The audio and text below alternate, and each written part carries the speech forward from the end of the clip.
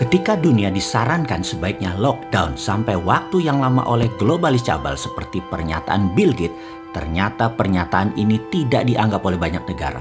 Globalis marah. Akhirnya COVID benar-benar menjadi tidak selesai. Dunia pasti sebentar lagi akan bukan dunia yang dulu lagi, yang saling terkoneksi. COVID tipe baru dilepaskan globalis di berbagai wilayah dunia. Lebih dari 10 macam COVID yang memerlukan 10 macam vaksin juga. Sehingga ada 19 macam coronavirus beredar saat ini. Yang berefek kemudian adalah banyak negara yang panik, bingung, dan terpukul ekonominya. Sehingga yang akan terjadi masing-masing negara adalah melakukan menutup dirinya dan konsentrasi untuk internal bangsa dan negara masing-masing. Itulah deglobalisasi yang sebentar lagi pasti terjadi. Hal ini, masalah deglobalisasi, lockdown atau PSBB adalah hal yang dimaui oleh globalis agar banyak negara menyerah dengan kemauan globalis. Di dalam negeri, Indonesia memiliki musuh abadi.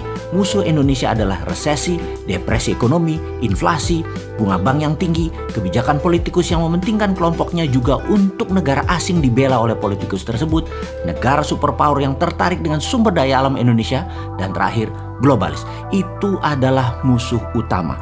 Untuk itu, Indonesia harus berstrategi.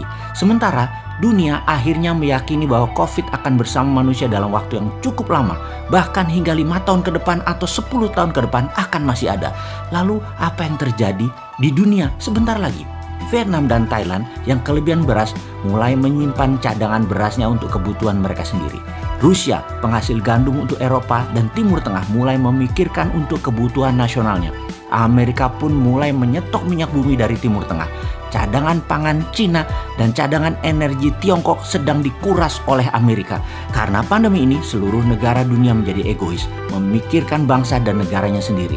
Ekspor-impor antar negara berkurang.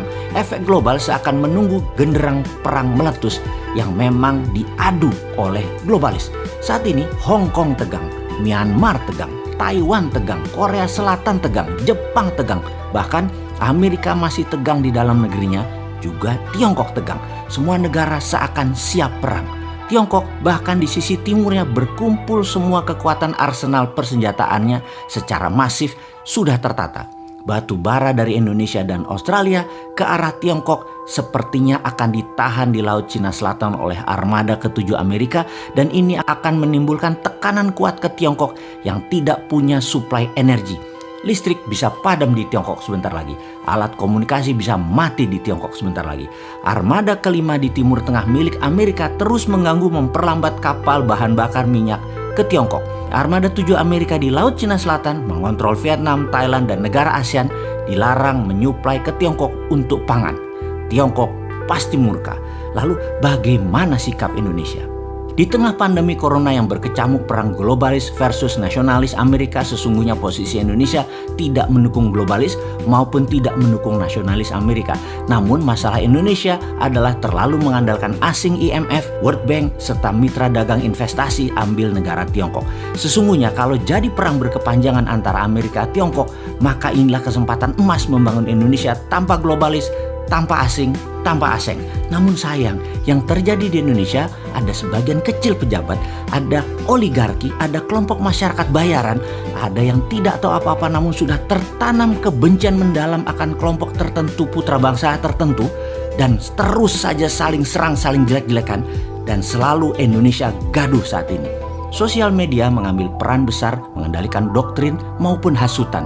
Bangsa Indonesia mulai dari pejabatnya, penguasanya, pengusahanya, sampai rakyat terbawah tidak sadar memakan propaganda dari globalis. Tapi ada juga yang sadar ini semua terjadi tapi mengambil kesempatan melacurkan dirinya baik ke asing atau globalis. Alih-alih membangun Indonesia yang berdikari, warga Indonesia malah bertarung dengan saudara setanah air. Anggapan bahwa bangsa Indonesia tidak memiliki kemampuan untuk bekerja dan membangun negeri, serta pemahaman bahwa tanpa pinjaman luar negeri Indonesia tidak bisa membangun, sehingga perlu asing, perlu globalis adalah ada di pejabat saat ini yang berkuasa. Ini menjadi titik lemah bangsa Indonesia. Sedemikian tidak percaya dengan kekuatan bangsa sendiri. ide membangun negeri Indonesia untuk berdikari menjadi terhalang dengan keyakinan keilmuan atau hegemoni ilmu dari kelompok kecil pejabat. Lalu ada perintah Sunan Bonang, yaitu perintah menyalakan api.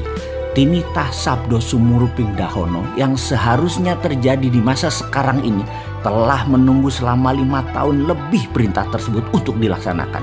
Di suatu tempat di Gunung Merbabu, Nara sedang melaksanakan latihan rutinnya ketika dia mendapati sebuah pesan dari kakaknya.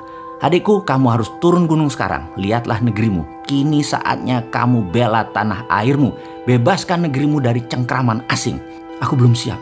Aku masih belum siap," Nara berkata meragukan dirinya. "Kamu tak akan pernah siap sampai kamu bertindak," demikian suara tegas sang kakak. Di saat globalis asing-asing sibuk, Indonesia malah gagap di dalam negeri.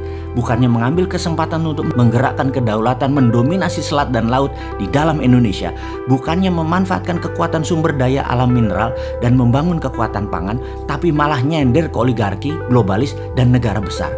Inilah misi berat. Apa itu misinya?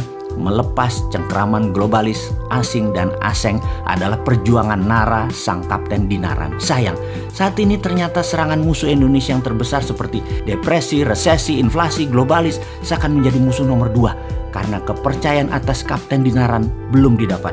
Masih diragukan, sesama anak bangsa saja saling menjatuhkan. Nara, sang kapten Dinaran terpaksa harus mengemban misi yang berat berbekal kemampuan yang masih terbatas. Dia belum selesai melakukan pelatihan di Kawah Chandra di Muka di puncak Gunung Merbabu. Nara berkata, "Yang aku takutkan adalah bukan berperang melawan musuh negara, tetapi bertempur dengan saudara sebangsaku sendiri." Inilah buku komik geopolitik, geoekonomi pertama di dunia untuk milenial dan Gen Z, serial Kapten Dinaran. Memiliki alur cerita yang penuh intrik, penuh strategi, penuh drama, dan tidak akan bisa menebak akan kemana jalan ceritanya ini berakhir.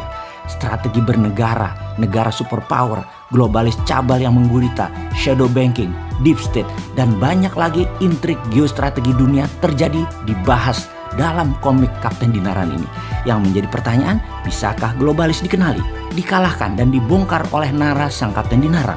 Atau Nara akan gagal kemudian menjadi pecundang, atau kelompok lain mengalahkan Kapten Dinaran sebelum dia bergerak melakukan sesuatu? Jawabnya, semuanya mungkin. Semuanya bermain dan seru dan semuanya penuh keterkejutan. Selamat menikmati komik Kapten Dinaran.